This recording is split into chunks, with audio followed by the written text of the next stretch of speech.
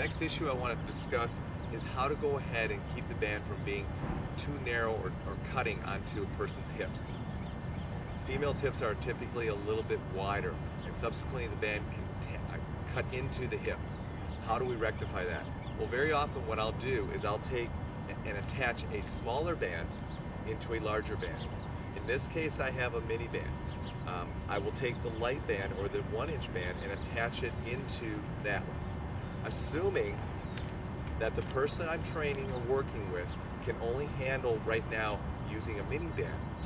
This allows them to then attach this over their hips, and this becomes the band they're pulling against instead of the mini band. So you don't always have to attach like bands together. However, you want to keep this in mind, that when you start to train, the 1-inch band's tension is obviously greater than the mini band or red band tension. As a result, what you want to keep in mind is that this is the band that's going to take on the most tension. The 2-yard recommendation in this case doesn't hold completely true. What you have to realize is that if you go out 4 yards, this band here is probably going to absorb at least 3 yards of that. As a result, you need to decrease your distance as you cover.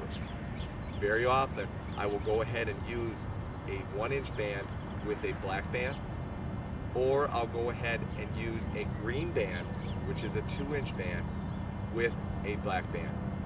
I will do that until the individual becomes comfortable with the training, and then I'll go ahead and put light bands back together. It's an easy way to get people acclimated to the bands and not overload them with bigger bands, and yet keep this comfortable around their hips. This is very often the exercise or setup I'll use for any lower torso or cardiovascular workout.